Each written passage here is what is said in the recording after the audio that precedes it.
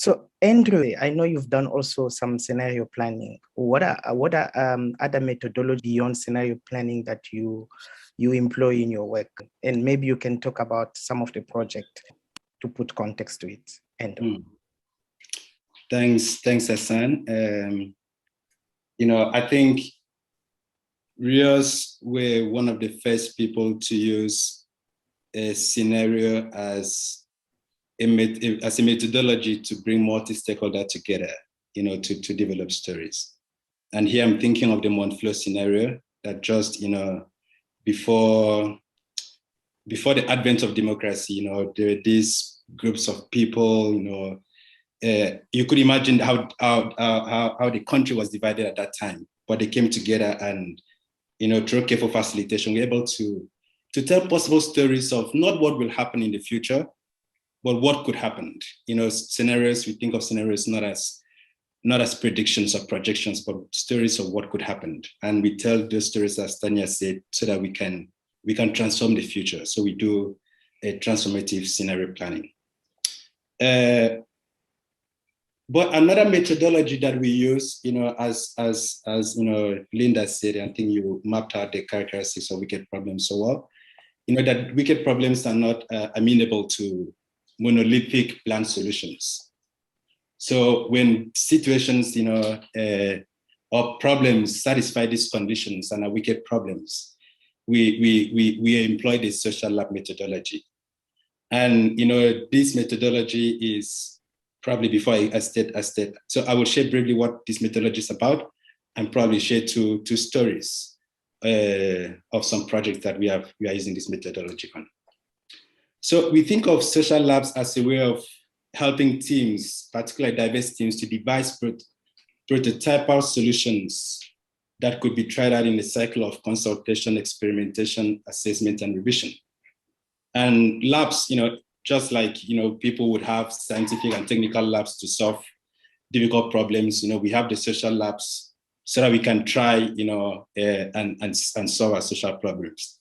So labs emphasize a whole system view, bringing together a diverse set of stakeholders, whose perspectives are critical to developing a shared understanding of the problem. It's common in my work that you bring people together, and people have different understanding of what the problem is. People would say, there is no problem, for instance, with plastics. Why other people are saying ban plastics? But to make progress, all of these people need to have a shared common understanding of the current problematic situation, identify root causes, co-create and refine prototypes of solutions.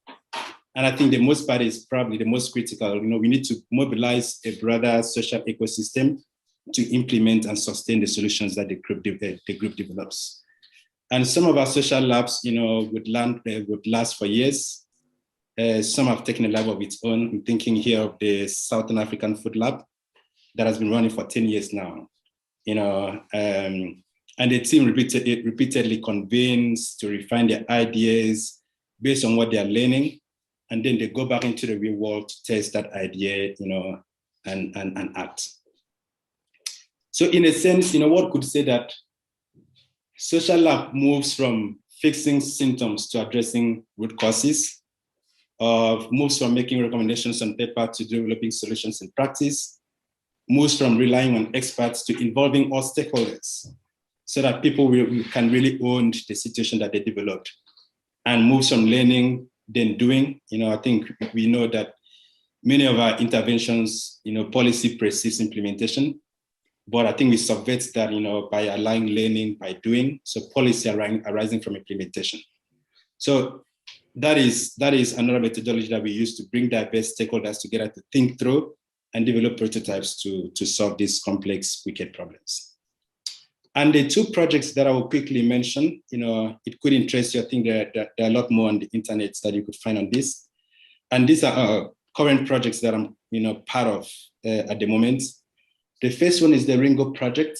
Some of you might have heard of this. It's about reimagining the INGO and the role of global civil society. And, the Ringo, we call it the Ringo project.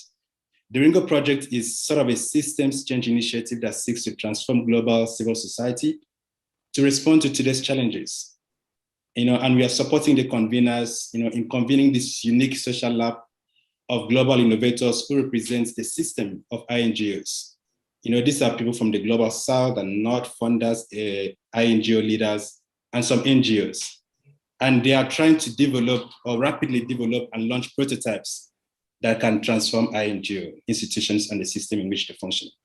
So it's the first time, there is this coordinated effort, cross-sectorial, that, in an effort to revolutionize, the sector.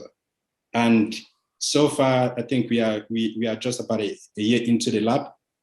We have been doing some inquiries, and people started thinking about, how can we rethink resourcing? How can we rethink leadership? Governance and accountability, the place of incentives, solidarity, structural racism in this process. And we are now in the ideation phase. And before the end of this year, we'll be developing prototypes that we'll begin to test next year. And this is done, I think there are people from about 50 different countries, very diverse backgrounds, coming together to work together, to develop these prototypes.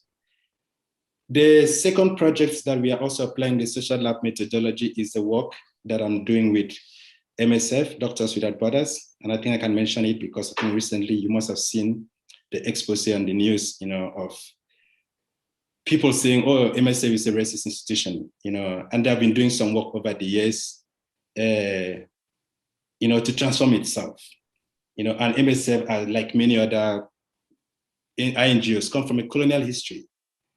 And, this work is significant because it's one of the first time that an INGO is having the courage to call a process dismantling structural racism. And that is the initiative. And, through careful facilitation over, I think, maybe the last 9 months, we have developed a roadmap comprising of 63 recommendations. And out of these recommendations, there are 5 priority game changers for leveraging organizational change. That includes things like, rethinking the policies and creating leadership incubator and, diffusing white fragility. And also, as we are doing this, we are building internal capacity in the organization, to be able to do this work going forward. So 2 things that I would say just to, sum up this section is that the people in the system, when properly supported, can innovate for themselves. And I think it goes back to the first point that I made. And innovation should never be an outside-in thing. And our work is about, facilitating these participative processes to enable people to innovate for themselves. And the system is both intelligent and intelligible. I think that is the first point I want to make. And the second point is that, we are not in short of innovations.